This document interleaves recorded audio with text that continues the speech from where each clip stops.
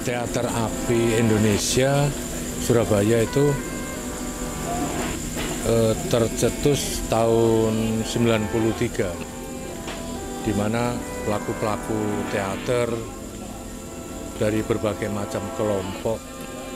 Sebelumnya di Teater Api, mereka adalah kelompok-kelompok yang lebih banyak berlatar belakang teater-teater konvensional yang realis begitu.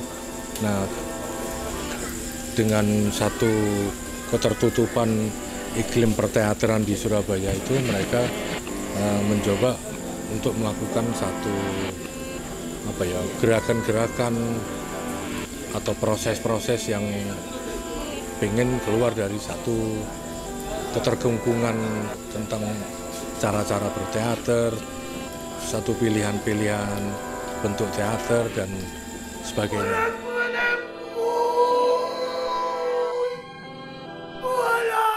Dinasti Bulldog itu saya kira itu satu analogi ya, satu analogi tentang satu situasi-situasi atau kondisi-kondisi kekinian tentang satu isu-isu yang saya kira sangat meresahkan.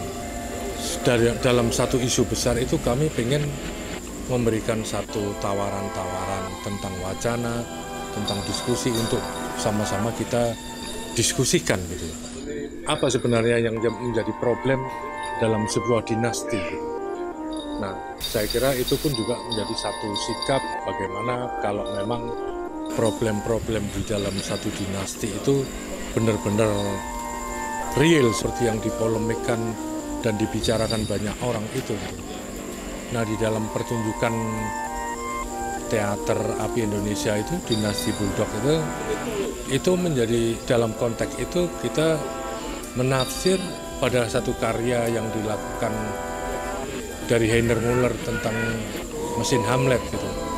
Bagi kami, ternyata persoalan dinasti itu tidak hanya runtuh pada zaman-zaman pada kerajaan gitu, pada zaman-zaman monarki, tapi wacana tentang dinasti itu sepertinya menjadi wacana yang abadi gitu.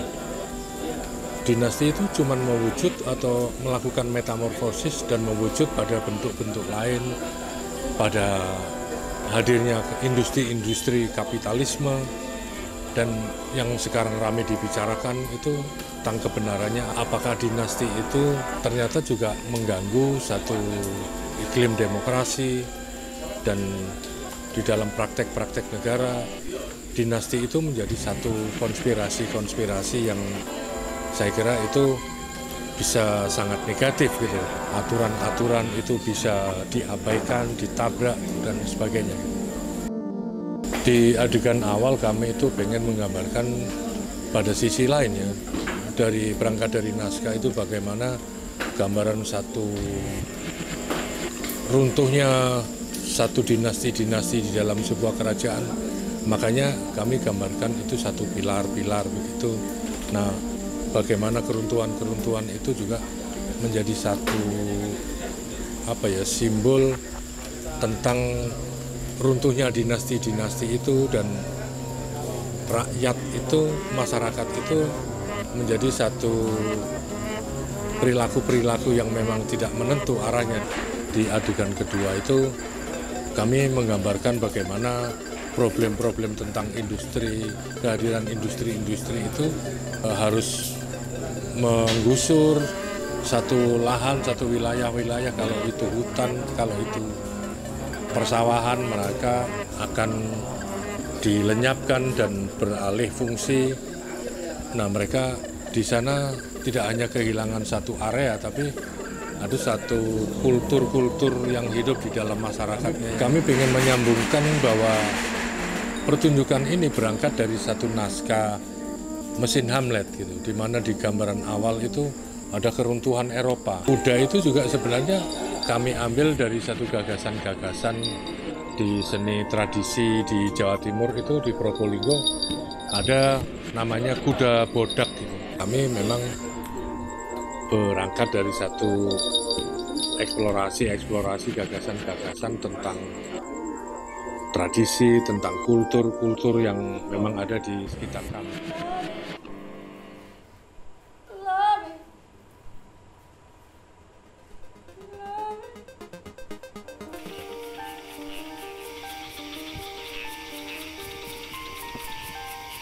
Kalau di masa lalu kita itu punya satu masyarakat kultural gitu ya, bagaimana masyarakat itu bisa hidup dengan secara harmonis hubungannya dengan orang-orang yang lain, bagaimana masyarakat itu bisa menjaga harmonisasi hubungannya dengan alam begitu. Nah, saya kira penggambaran bagaimana mereka memperlakukan lingkungan atau alam itu sedemikian sakral gitu. Dan masyarakat itu tergusur, tercerabut dari pekerjaannya dan mereka harus menjadi buruh karena memang tidak ada satu pilihan lain. Saya kira buruh lebih dituntut pada persoalan-persoalan produktivitas dan itu memakan satu energi dan waktu yang cukup luar biasa, sehingga barangkali persoalan spiritualitas dan kultur yang tadinya melekat, saya kira bisa mengalami satu pergeseran atau perubahan dari satu realitas atau tekanan hidup yang memang sudah beralih.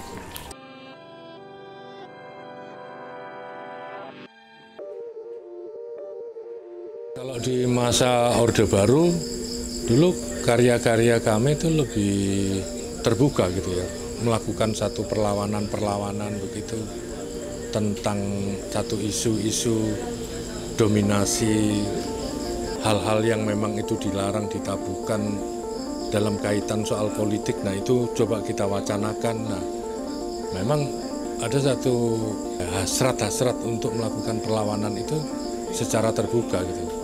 Nah, tapi pada periode yang berikutnya, pada masa reformasi itu pilihan-pilihan itu juga sudah tidak menjadi satu hal yang menarik, karena memang di sisi lain kami harus berorientasi pada estetika, pada perkembangan keilmuan tentang gagasan-gagasan yang ada di dalam pertunjukan, di dalam kekaryaan itu.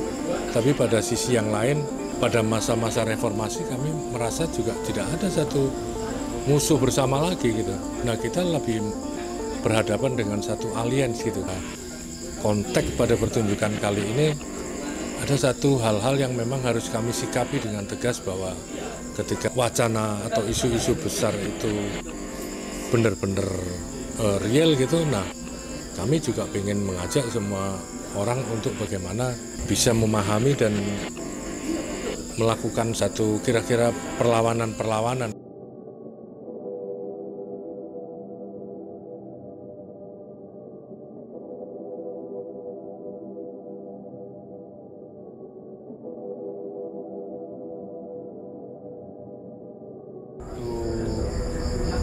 Kota di Surabaya gitu, atau di banyak kota juga, saya kira persoalan itu yang memang terus kami serap ya, bagaimana di dalam konteks realitas itu ketika orang itu terlalu banyak ngomong di mana-mana, di televisi, di ruang-ruang sidang Dewan Perwakilan Rakyat dan lewat pidato, saya kira itu di dalam janji-janji kampanye, saya pikir terlalu banyak kata-kata yang diobral, terlalu banyak satu teks-teks yang harus diluncurkan, yang saya kira kata-kata atau teks itu sebenarnya sudah mulai satu kehilangan kejujuran ya. Tidak ada realitas di dalam teks-teks itu, semuanya manipulatif. Dan itu dilakukan dengan banyak orang, di mana saja semua orang lebih banyak berkata-kata, lebih banyak berdialog begitu. Nah, di dalam konteks pertunjukan pun juga saya kira juga banyak kelompok-kelompok juga yang memang sangat mengagukan teks-teks itu gitu. Nah, tapi kan dunia kreativitas itu kan harus terus dinamis gitu. Nah, kesenian itu juga harus punya satu akar serapan untuk merefleksi satu peristiwa yang saya kira itu menjadi satu sebenarnya harus menjadi kepekaan yang harus kita tangkap gitu. Ya, supaya kita ini juga tidak ahistoris gitu.